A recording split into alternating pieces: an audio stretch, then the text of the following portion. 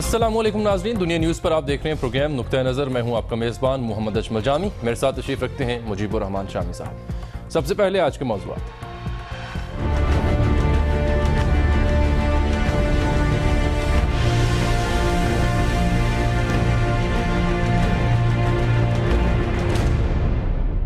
وزیر اعظم نواز شریف اہل خانہ کے ساتھ لندن روانہ، رخصت کے وقت والدہ کے ہاتھ پر بوسہ دیا، خاندان کسی دباؤ کا شکار نہیں، مریم نواز کا ٹویٹ۔ کیا میاں محمد نواز شریف کو پاکستان کا خوش قسمت ترین سیاستدان کہا جا سکتا ہے؟ جائزہ لیں گے آج کے نقطہ نظر میں۔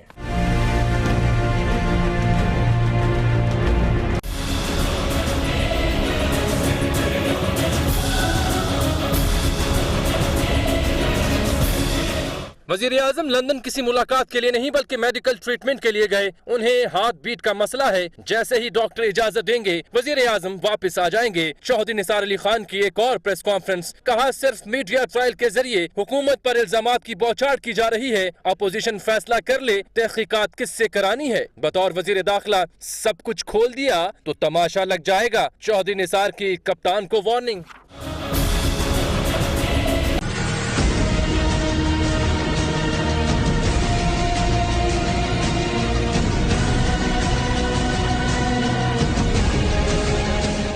پیپلز پارٹی کا تحریک انصاف کے رائیونٹ دھرنے کا حصہ نہ بننے کا فیصلہ، پارلیمنٹ میں مختلف معاملات پر مشترکہ حکمت عملی اپنانے پر غور۔ رحمان ملک صاحب، آپ نے پارٹی پالیسی کے خلاف حکومت سے رابطہ کیوں کیا؟ بلاول بھٹو برہم۔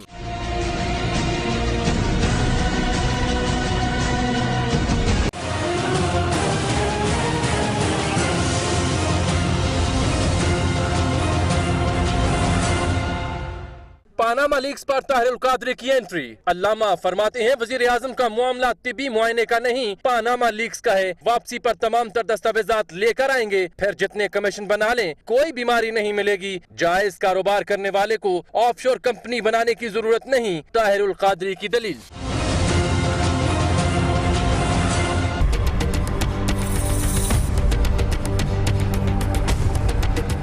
کمیشن بنانا، تفتیش کرنا ہمارا کام ہے یا انتظامیہ کا؟ لولا لنگڑا جو سسٹم چل رہا ہے اسے چلنا چاہیے۔ چیف جسٹس پاکستان انور ظہیر جمالی کے میئر اور ڈپٹی میئر کے کیس میں ریمارکس۔ تو شامی صاحب، وزیر اعظم آج اپنے خاندان سمیت لندن روانہ ہوئے ہیں۔ والدہ جس طریقے سے ملے، وہ مریم بی بی نے اس کا ٹویٹ بھی کیا، پکچر بھی ہم نے ناظرین کو دکھائی ہے۔ اس کے بعد ہم دیکھتے ہیں کہ طاہر القادری صاحب کی پریس کانفرنس آتی ہے، پھر چوہدری نثار علی خان صاحب آتے ہیں، اور اب سے کچھ دیر پہلے ہمارے پروگرام شروع ہونے سے پہلے خان صاحب بھی آن پہنچے ہیں۔ لیکن مسئلہ وہی کہ وزیر اعظم کیوں گئے، ان کے ساتھ مسئلہ ہے کیا؟ کل بھی سلمان غنی صاحب نے ہمیں رپورٹس دیں۔ جی میں یہ بتانا چاہتا کہ کل بھی سلمان غنی صاحب سے ہماری جب گفتگو ہوئی تھی اس موضوع پر، تو آج بھی ان کے پاس کچھ انسائٹس ہیں، تو آپ کے ساتھ ساتھ وہ بھی پروگرام میں تشریف رکھتے ہیں، لیکن پہلے آپ کی طرف ہم آئیں گے۔ پہلی بات تو یہ ہے کہ وزیر اعظم جو روانہ ہوئے تو کیا منظر تھا، کس طرح گئے۔ یہ ہمارا جو مشرقی روایات ہیں اس میں ماں کی بڑی اہمیت ہے، باپ کی بڑی اہمیت ہے، ان کی دعاؤں کی بڑی اہمیت ہے۔ اور ہمارے ہاں یعنی سب کانٹیننٹ میں بلکہ پورے مشرق میں اور کسی حد تک مغرب میں بھی جو ماں کا درجہ ہے اور ماں کی دعا ہے اس کا تو کوئی متبادل نہیں ہے۔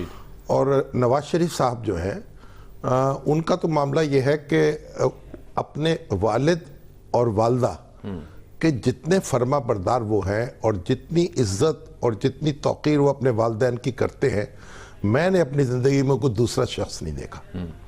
اور ان کے والد تو اب اس دنیا میں نہیں ہیں، لیکن جب وہ بیمار تھے اور سعودی عرب میں تھے اور وہیں ان کا انتقال بھی ہوا، تو وہ ویل چیئر پہ مسجد نبوی میں آتے تھے اور وہ کسی کو اجازت نہیں دیتے تھے نواز شریف صاحب کہ ان کی ویل چیئر جو ہے اس کو وہ پش کر کے لائے۔ وہ خود یہ ذمہ داری جو تھے وہ ادا کرتے تھے۔ اور اب ظاہر رخصت ہوئے ہیں، بیمار ہیں، والدہ کی دعاؤں کی ضرورت بھی ہے، اور پھر ان کے قدم چومنے چاہیے، ان کے ہاتھ چومنے چاہیے، اس میں تو کوئی اچنبے کی بات نہیں ہے۔ تو اللہ تعالیٰ ان کو خیریت سے واپس لائے۔ اب وہ جب گئے ہیں تو کیا صورت تھی یہاں؟ میں تو آج اسلام آباد میں تھا، لیکن سلمان غنی صاحب لاہور میں تھے، ان سے پوچھتے ہیں۔ جی السلام علیکم سلمان صاحب۔ جی وعلیکم السلام۔ کل بھی آپ نے کچھ انسائٹس دی تھیں، تو آج جیسا کہ شامی صاحب پرٹیکولرلی یہ جاننا چاہ رہے ہیں ناظرین کے لیے بھی کہ آج جب وہ رخصت ہوئے تو کیا منظرنامہ تھا اور کیا آپ نے دیکھا اور کیا خبریں آپ کے پاس پہنچی اس بارے میں؟ جامی صاحب پہلے تو میں یہ آپ کو بتا دوں کہ گزشتہ رات 9:30 بجے کے قریب پرائم منسٹر صاحب سے میری ٹیلی فونک بات چیت ہوئی اور وہ آپ کے پروگرام کا ہی حوالہ دے رہے تھے. ان کا کہنا تھا کہ اس میں آپ نے کہا کہ شاید میں ہفتے والے دن واپس آ جاؤں گا, تو ان کا کہنا یہ تھا کہ میں ہفتے والے دن نہیں, میں ہفتے تک واپس آؤں گا. اور انہوں نے ساتھ یہ بھی بتایا کہ مجھے ڈاکٹر نے سجیسٹ کیا تھا اپنا معائنہ, لیکن میں اس حوالے سے چونکہ نہیں کر سکا اور میں علاج کے لیے جا رہا ہوں. مجھے کچھ دن پہلے یہ تکلیف ہوئی اور آج جب وہ ایئرپورٹ پہ آئے, وہاں پر شہباز شریف صاحب, چودھری نثار علی خان, سلمان شہباز, اسحاق ڈار صاحب, اور تقریباً 9:10 کے قریب وہ وہاں پر آئے اور 1 گھنٹہ ان کے درمیان آپس میں مشاورت ہوئی ہے.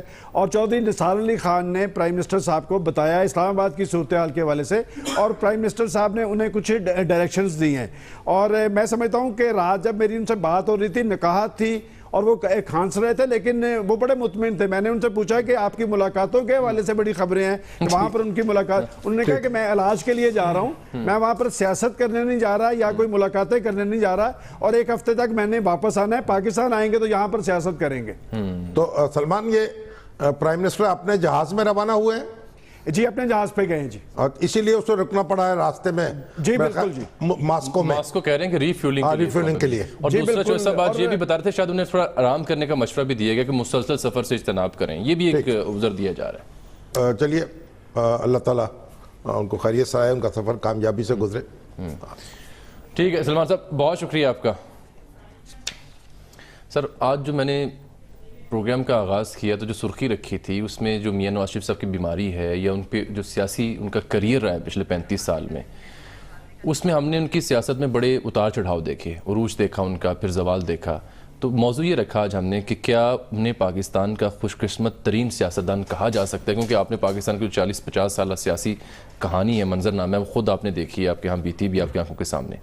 تو کیونکہ اب گورنمنٹ ان کی جاری تھی, اچانک بیمار ہوئے, پاناما لیکس کا معاملہ آیا, تو ایسے لگا جیسے پھر کوئی ڈاؤن فال ان کا شروع ہونے جا رہا ہے. تو اگر تاریخی پرسپیکٹو میں دیکھیں تو کہاں ریٹ کرتے ہیں اب وزیر نواز شریف صاحب؟ دیکھیں, اس میں تو کوئی شبہ نہیں ہے کہ وہ پاکستان کی تاریخ کے خوش قسمت ترین سیاستدان کہے جا سکتے ہیں. کس طرح سے؟ دیکھیں 40 سال تو تقریباً میری آنکھوں نے دیکھے, اور اس کے بعد میں نے ان آنکھوں سے دیکھے ہیں جنہوں نے وہ حالات پچھلے 20 سال کے, 25 سال کے, 30 سال کے دیکھے ہوئے, ان بزرگوں کی صحبت میں بیٹھے ہیں. تو دیکھیں پاکستانی سیاست میں کوئی شخص جو ہے اتنے طویل عرصے تک مرکز نگاہ نہیں رہا. نواز شریف صاحب کی سیاست شروع ہوتی ہے یا ان کی یہ زندگی جو ہے عملی کوئی 80 کی دہائی سے, 80 کے آغاز سے, 81 سے, ٹھیک ہے, جب وہ وزیر خزانہ بنے ہیں پنجاب کے. اور آپ دیکھ لیجئے اس کو 35 سال کم و بیش ہو چکے. ٹھیک, اس سے پہلے بھی وہ کچھ سیاست میں حصہ لے رہے تھے ہلکے پھلکے انداز میں, لیکن یہ تو ایک بڑی ایکٹیو لائف ہے ان کی 35 سال کی. اور اتنی اس میں کئی نشیب و فراز آئے, کئی, یعنی ان کو ایک بڑے زوال کا سامنا کرنا پڑا, ان کا تختہ الٹا گیا 1999 میں, ان کو خلاف مقدمے چلائے گئے, ان کو عمر قید کی سزا دی گئی, پھر وہ جلا وطنی پر مجبور ہوئے, طویل عرصہ ملک سے باہر رہے. اس کے باوجود جب واپس آئے تو انہوں نے اپنی سیاسی حیثیت جو ہے وہ بحال کر لی, لوگوں نے ووٹ دیے اور وہ پھر اقتدار میں آ گئے. تو 3 بار وہ ملک کے وزیر اعظم بنے اور 35 سال سے وہ منظر پر چھائے ہوئے ہیں, کسی رنگ میں, اقتدار میں ہوں, اقتدار سے باہر ہوں, ملک سے باہر ہوں, جیل میں ہوں. اور کوئی دوسری مثال ہمارے ہاں نہیں ہے کہ کسی شخص نے عروج پایا ہو, پھر زوال اسے ہاتھ دیکھنا پڑا ہو, اور پھر وہ عروج پہ پہنچا ہو. اور ذوالفقار علی بھٹو صاحب, میں انہی کا ذکر کرنے جا رہا تھا کہ اگر ہم ذوالفقار علی بھٹو صاحب کو دیکھیں یا عمران خان صاحب کو دیکھیں. عمران خان صاحب کو تو ابھی ایک طرف رکھتے ہیں آپ. ٹھیک, آپ اصل میں آپ کے جو نوجوان لوگ ہیں نا, جنہوں نے کوئی تاریخ دیکھی نہیں, نہ پڑھی ہے, فوراً جو ہے اچک کے پہنچتے ہیں. آج دیکھ نہیں پائے, وہ تو عمر کا تقاضا ہے, لیکن پڑھی تو ضرور ہے, اسی لیے آپ کے ساتھ. پھر عمران خان صاحب کا نام نہ لیتے آپ. میں کچھ لیڈرز کا نام گنوانے لگا تھا کہ اگر ان کو دیکھا جائے. بھٹو صاحب جو ہیں وہ دیکھیے, وہ آئے ہیں 1958 میں, وہ وزیر بنے ہیں, وزیر خارجہ, وزیر خارجہ نہیں, وزیر معدنیات امور کے. یہ سکندر مرزا کی کیبنٹ میں جو پہلا, یعنی ماشاء اللہ جب لگا ہے تو کیبنٹ بنی ہے, اسکندر مرزا صدر تھے, اور یہ اس وقت انہوں نے ایک وزارت کا حلف اٹھایا, اور اس وقت سے لے کر آپ 1989 میں وہ اس دنیا سے رخصت ہوئے. ٹھیک, تو کتنے سال ہو گئے؟ یہ بن جاتے ہیں شامی صاحب 29 اور 2 31 سال. 31 سال. اب یہ جو 31 سال ہے ان کے, اس میں ان کو جو اقتدار نصیب ہوا ہے, یعنی وزیر اعظم جو بنے ہیں وہ بنے ہیں 1972 سے لے کے, یا اقتدار میں صدر کے طور پہ آئے تھے کہ 1972 سے لے کے 77 تک. ٹھیک, گویا ان کا عرصہ اقتدار 5 سال کا ہے. ٹھیک, اور ایک بار جب پھر وہ اقتدار سے ان کا معزول ہوئے ہیں, پھر اس کے بعد ان کو دوبارہ نصیب نہیں ہو سکا اس ایوان میں دوبارہ قدم رکھنا. وہ جیل میں گئے, ان پر مقدمہ چلا, ان کو سزا ہوئی, اور پھر ان کا تختہ دار پر لٹکا دیا گیا. تو اچھا, اگرچہ میں بھٹو صاحب کی جو عوامی مقبولیت تھی یا عوامی جو سیاست تھی, اس کا وہ اپنی جگہ ایک اس کا نقش ہے, میں اس کا معاملہ نہیں اس وقت زیر بحث رہا, لیکن اس لیے نواز شریف صاحب جو ہیں وہ ایک دوسرے رنگ میں, یعنی 3 بار وزیر اعظم بنے ہیں اور اپنے مخالفوں سے نبرد آزما ہوئے. وہ ان پر حملہ آور ہوتے رہے مسلسل, اور وہ ان کا سامنا کرتے رہے اور ان کو زیر کرتے رہے. ٹھیک, یعنی یہ تو فرق ہو گیا نا کہ جو پرسنل کرزما تھا یا پاپولیرٹی تھی وہ آپ نے علیحدہ رکھ دی, جو سیاسی قد کاٹ یا سیاسی عروج و زوال ہے اس کو آپ نے ڈسکس کی ہے. تو اگر ہم دیگر سیاستدانوں کو جائزہ لیں, جیسے کہ میں نے پہلے خان صاحب کا نام لیا تھا, ابھی تمہارے کان میں آواز آ رہی ہے نہیں, آپ وہ کہہ رہے ہیں کہ آپ گفتگو جاری رکھیں. اچھا, جیسے دیگر سیاستدانوں کا میں نام لیا, خان صاحب کو بھی ہم دیکھ رہا تھا کہ وہ بھی شہرت کی بلندی پر پہنچے. دیکھیں خان صاحب جو ہیں انہوں نے ایک کریکٹر کے طور پر شہرت پائی, سیاست میں آنے سے پہلے وہ ایک نام حاصل کر چکے تھے, اور ان کی حیثیت پوری دنیا میں ایک مسلم تھی, متعارف تھے وہ. لیکن یہ تو پرسنل کرزما ہو جائے گا نا, ایک کریکٹر کے طور پر ایک شخصیت بن چکے, بین الاقوامی شخصیت تھے. تو سیاست میں آئے ہیں جب, مسلسل محنت کرنی پڑی ہے, اور پھر انہوں نے ایک اپنی پارٹی کھڑی کی ہے, اور گزشتہ انتخابات میں انہوں نے لاکھوں ووٹ حاصل کیے, لیکن ابھی تک ان کو اقتدار نصیب نہیں ہو سکا, ایوان اقتدار میں وہ قدم نہیں رکھ سکے. تو اس لحاظ سے ان کی ابھی جو جد و جہد ہے وہ جاری ہے. سیاست جو ہے نا, جب یہ جو سیاست میں اقتدار جو ہے اس کی ایک بڑی اہمیت ہے, اقتدار کی بھی اہمیت ہے اور اقتدار کی بھی اہمیت ہے. تو خان صاحب ابھی راہ گزر میں ہے, قائد مقام سے گزر والی کیفیت ہے. لیکن محترمہ بھی تو 2 بار اقتدار میں آئی نا. نہیں, محترمہ بھی اقتدار میں آئی, لیکن محترمہ کا جو عرصہ ہے سیاست کا وہ کم ہے, لیکن بہرحال وہ ایک بڑے باپ کی بیٹی تھی.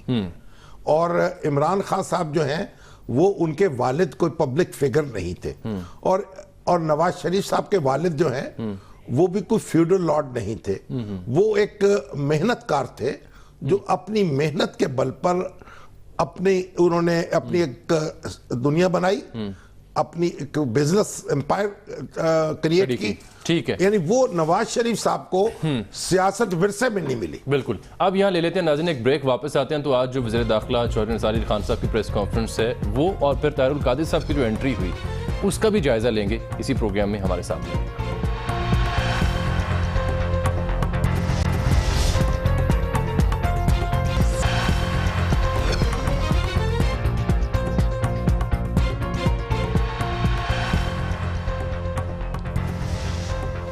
ویلکم بیک ناظرین. بریک سے پہلے ذکر ہو رہا تھا پاکستانی سیاستدانوں کا, اور کیا ہم نے سوال ہی اٹھایا تھا کیا وزیر اعظم میاں محمد نواز شریف پاکستانی سیاست کے سب سے خوش قسمت سیاستدان انہیں کہا جا سکتا ہے. تو ذکر ہوا تھا بھٹو صاحب کا صرف ابھی تک. شام صاحب, اس کے علاوہ ان 2 شخصیات کے علاوہ کوئی اور قد کاٹ کا یا خوش قسمت سیاستدان آپ کو تاریخ میں نظر آتا ہے؟ دیکھیں, قائد اعظم, قائد ملت لیاقت علی خان اور محترمہ فاطمہ جناح, ان 3 شخصیتوں کو آپ ایک طرف رکھ دیں. ٹھیک, کیونکہ ان کے پاس میس اپیل ہے ان کی بہت زیادہ تھی. اور باقی اگر آپ دیکھیں تو پاکستان میں جو پاپولر سیاستدان ہیں نا, بڑے بڑے سیاستدان ہوئے ہیں جو یعنی جو ہجوم کو اٹریکٹ کرتے تھے, اور جن کے گرد سیاست جو ہے وہ چلی. ایک زمانے میں خود ایوب خان بھی رہے, ایک زمانے میں محدود عرصے کے لیے. لیکن بہرحال सियासतदानों में सियासतदान तो नहीं कहेंगे, आप उनको हमारा हुक्मरान तो ठीक थे, है। कोई सियासत कोई ऐसी चीज़ तो नहीं कोई जो ख़ानदानी तौर पर मिलती हो। आप देखिए खान अब्दुल क़य्यूम खान, ठीक, उन्होंने बहुत बड़े बड़े हजूम अट्रैक्ट किए और अगर 58 का मार्शल न लगता तो यहाँ से वो इलेक्शन स्वीप कर जाते। 32 मील लंबा जुलूस उन्होंने निकाला, 32 मील 32 मील लंबा, और जेलन से शुरू हुआ और गुजरात तक पहुंचा। अच्छा, इसी तरीके से आप देखें मुत्तहिदा पाकिस्तान की बात करें अगर हम, तो हुसैन शहीद सोहरवर्दी साहब जी। अच्छा, और फिर उसके बाद शेख मुजीबुर रहमान, वो भी एक यानी पुरहजूम सियासत थी उनकी भी, अट्रैक्ट करते थे मजमे को, और क्राउड पुलर थे, यानी क्राउड पुलर थे। तो सोहरवर्दी की बात भी बड़ी इसी तरह सुनी जाती थी। इनके अलावा बाकी जो सियासतदान हमारे यहाँ हुए हैं, बड़े फिरासत के लोग हुए हैं और बड़े उन्होंने इक़्तिदार में भी अपना नक्श जमाया है, लेकिन वो उनको आप क्राउड पुलर नहीं कह सकते। लेकिन एयर मार्शल असगर खान साहब भी सुने, हाँ, एयर मार्शल असगर खान जो है वो क्योंकि इक़्तिदार में नहीं आए, लेकिन एयर मार्शल असगर खान भी आप उन लोगों में बहुत नुमाया थे जो लोगों को अट्रैक्ट करते थे, और उनके लाखों के इज्तिमात से उन्होंने एड्रेस किया है और जुलूसों में शिरकत की है। लेकिन बदकिस्मती से उनकी भी जो ताकत थी ना, वो इलेक्टोरल विक्ट्री में वहां तक मुंतकिल ट्रांसफर नहीं हो सकी। ये इमरान खान साहब जो है उनको तशबीह दी जाती है असगर खान साहब से, लेकिन इमरान खान साहब ने एक अपनी इलेक्टोरल विक्ट्री में अपनी सपोर्ट को तब्दील किया, यानी ये एक मुख्तलिफ बात है। बिल्कुल ठीक। अच्छा, अब दूसरा अहम नुकता ये है कि एक तो शख्सी तौर पर वज़ीर साहब को देखा जाए तो किस कदर स्ट्रॉन्ग है, नर्व्स की एक बात तो यह है कि वज़ीर आज़म के आसाब जो है, हाँ वही, वो तो उनके वालिद साहब लोहे का कारोबार करते थे और स्टील, उनका भी अब तो इत्तफाक फाउंड्री नहीं है, लेकिन उनको भी फौलादी आसाब थे उनके। जिस वक्त ज़ुल्फ़िकार अली भुट्टो साहब के दौरे हुकूमत में उनकी इत्तफाक फाउंड्री पर कब्जा किया गया और तमाम जो उनके अशिया थी, बैंक अकाउंट्स थे और जो कुछ भी दफ्तर में रखा हुआ था उस पर कब्जा कर लिया गया। अगले रोज भी वो 3 बजे 3:30 बजे सुबह उठते थे और उसके बाद सैर करते थे। अगले रोज भी वो सुबह उसी तरह उठे हैं, उसी तरह उन्होंने सैर किया है, उसी तरह तहज्जुद की नमाज अदा की है। उनके मामूल में कोई फर्क नहीं था। ठीक है। और ये जो मुशर्रफ साहब का दौर है, इसमें भी उनको नजरबंद किया गया। तो मुशर्रफ साहब जब नजरबंदी से वो रहा हुए तो मैं उनको मिलने के लिए हाजिर हुआ। सुबह नाश्ते पर कहा, उन्होंने मुझे कहा कि आप नाश्ता मेरे साथ करें।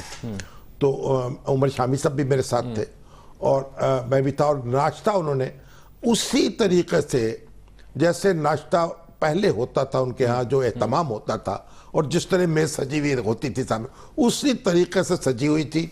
और एक लहजे के लिए भी मैंने उनके अंदर कोई परेशानी नहीं देखी और कोई फर्क नहीं देखा। तो ये बात उनको अपने वालिद से मिली है। बिल्कुल ठीक। नवाज शरीफ साहब भी बड़े फौलादी आसाब के मालिक हैं।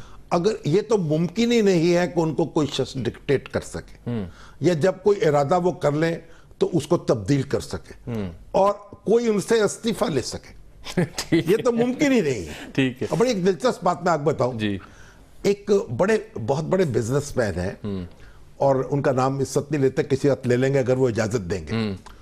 उनको कुछ लोगों ने को आसमानी ताकतों ने उनकी तरफ भेजा, ठीक है, कि फलां काम करें, कि आप नवाज शरीफ साहब से कहेंगे कि वो रुखसत पे चले जाएं या मुस्ताफी हो जाए, धरने के दौरान की बात है। तो जब नवाज शरीफ साहब से मिलने पहुंचे, अब वो उनको बड़ी परेशानी थी कि मैं कैसे जाऊं ना जाऊं, बात कहूं ना कहूं, बड़ी मुश्किल सूरत हाल थी। अपनी बेगम से उन्होंने मशवरा किया तो बेगम ने उनको कहा कि आप ना जाएं।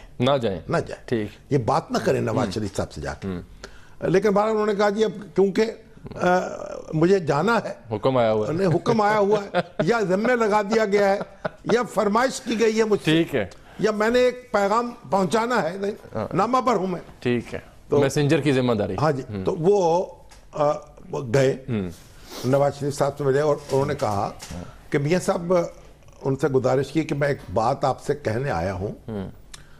मेरी बेगम तो मुझे रोकती रही कि ये बात ना कहना, यहां ना जाना, और اس کے باوجود میں آ گیا ہوں. اور پھر انہوں نے کچھ عرض مدعا کیا تو نواز شریف صاحب ہنس کے بولے تھوڑی بیگم جڑی سی نا وہ تھوڑے نالوں زیادہ سیانی نکلی ہے. ٹھیک ہے. یہ تو دھرنے میں بھی بہت سے لوگوں نے کہا آپ استعفیٰ دے دیجئے, آپ یہاں سے چلے جائیے, سوال ہی پیدا نہیں ہوتا.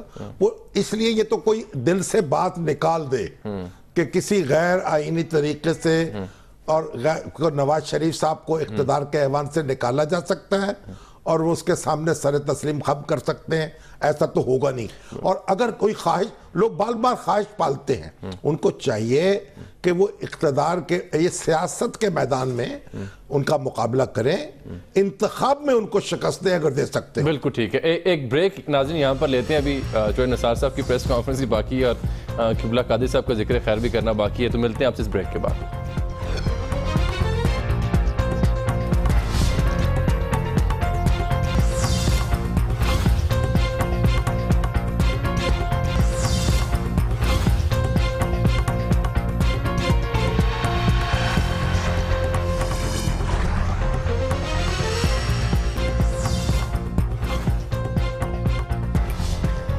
ویلکم بیک ناظرین. شاہ صاحب, جو موضوع ہم چھیڑ بیٹھے ہیں پروگرام کے پہلے حصے سے لے کر, بیچ میں سوشل میڈیا پہ کئی سوالات آئے مختلف سیاسی شخصیات کے بارے میں, لیکن میں دیکھ رہا آپ کو کسی کا فون بھی آیا ہوا تھا, بڑی خاص بات ہو رہی تھی. پہلے تو بتا دیں فون کس کا آیا تھا آپ کو؟ سر میجر عامر صاحب کا فون آیا تھا. اچھا. تو وہ کہہ رہے تھے کہ آپ نے ادھوری کہانی بیان کی ہے, اس کا ایک حصہ چھوڑ دیا ہے. وہ چھوڑ دیا تھا حصہ, میں نے وہ ایسے کہ جس بڑے بزنس مین کا میں ذکر کر رہا ہوں, ٹھیک, میری بھی ان سے نیاز بندی ہے اور عامر صاحب کی تو بہت ہی قریبی دوستی ہے. تو عامر صاحب سے بھی انہوں نے مشورہ کیا تھا کہ جاؤں یا نہ جاؤں. ہاں, تو میجر عامر صاحب نے کہا کہ آپ بالکل ضرور جائیں. اچھا, کیونکہ یہ ریکارڈ پر آ جائے گی بات, ٹھیک, یہ تاریخ کا حصہ ہے. ٹھیک. آپ کو جس نے بھی یہ پیغام دیا ہے, اس کا مطلب ہے استعفیٰ مانگا گیا تھا, یہ بات ریکارڈ پر آ جانی چاہیے, اور آپ وہاں جائیں اور میری طرف سے یہ مشورہ بھی دے دیجئے گا کہ نہ دیجئے, استعفیٰ نہ دیں. لیکن وہ کی نوبت نہیں آئی, ان کا مشورہ پہنچانے کی نوبت نہیں آئی. وہ گئے اور پھر اس کے بعد جو گفتگو ہوئی وہ میں نے پہلے بیان کر دیا. میجر عامر صاحب بھی جو فہم و فراست ان کی ہے, وہ جو یعنی میں چند ذہین لوگ جو ہیں جن سے میں ملا ہوں اپنی زندگی میں, ان میں وہ ایک ہے. بلا شبہ. اچھا شامی صاحب, موضوعات بہت سے ادھورے رہ گئے ہیں کیونکہ عوامی دلچسپی کا موضوع تھا, سوال بہت سے آئے ہوئے ہیں, لیکن میں انہیں چھوڑا ہوں.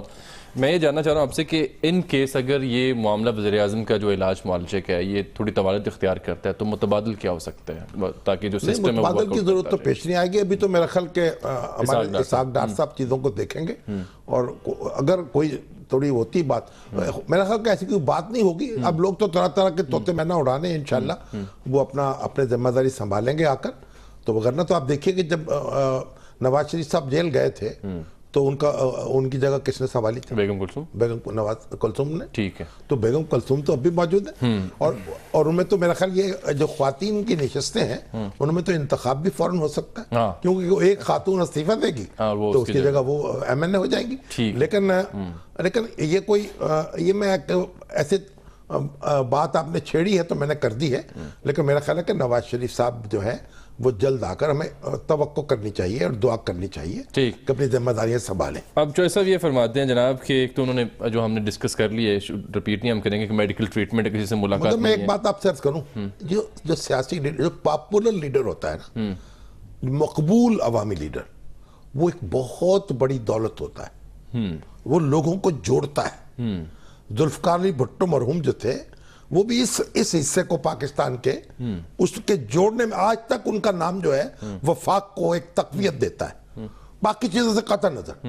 اور ان سے جو محرومی جو ہوئی ہے اس سے یہ ایک ضعف پہنچا ہے فیڈریشن کو. ٹھیک ہے. اور آج نواز شریف صاحب جو ہے نا وہ ایک بائنڈنگ فورس ہے اس ملک کی, ایک پاپولر لیڈر, اور ان کو اگر یعنی ایک غیر آئینی طریقے سے ان کے کمپیننگ اور عجیب و غریب سوشل میڈیا پتہ نہیں کہاں سے کون کون بولتا ہے, دیکھیے یہ طریقہ نہیں ہوتا.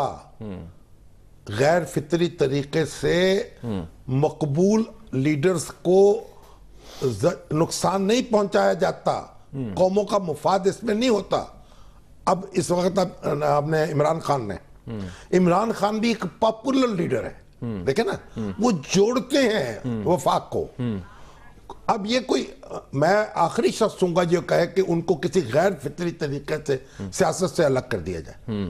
देखिए, लोगों का हक है, चॉइस उनके सामने है, वो किसको मेजॉरिटी किसको चाहती है किसको नहीं चाहती है। तो ये जो ये लोग असासा है इस कौम का। ठीक, कौमें अपनी जो लीडरशिप जब उनके साथ उनकी वाबस्तगी होती है, जब उनको आप मंजर से हटाने के लिए उच्च हथकंडे इस्तेमाल करते हैं और कानून के और सियासत के दायरे से निकल के वार करने की कोशिश करते हैं, तो फिर तो पूरी फेडरेशन को ज़ोफ पहुंचता है। फिर फेडरेशन को ज़ोफ पहुंचता है, लोगों को ज़ोफ पहुंचता है, प्रोग्राम वक्त खत्म हो गया, रियासत से उनका ताल्लुक कमजोर होता है। शाम साहब, डिस्कशन बड़ी दिलचस्प थी, सवालात भी बेशुमार पड़े हैं इसी मौजू पर, कल उन्हें उठाने की कोशिश करेंगे, लेकिन प्रोग्राम वक्त खत्म हो गया। चौधरी साहब ये कहते हैं कि अपोजिशन ये फैसला करे तहकीकात किससे करानी है, और हवाला दिया उन्होंने इमरान खान साहब का कि खान साहब के आसपास जो लोग हैं, जिनकी सोहबत है, जिनकी कंपनी है, अगर उस हवाले से मैंने कुछ हक़ाइक़ बतौर वज़ीर दाखिला पेश कर दिए तो फिर बड़ा तमाशा लगेगा। क्या मुराद थी उनकी? नहीं, ये तो देखिए, हो सकता है वज़ारत दाखिला के पास बहुत ज़राए होते हैं, किसी न किसी लोगों का पीछा करती होगी।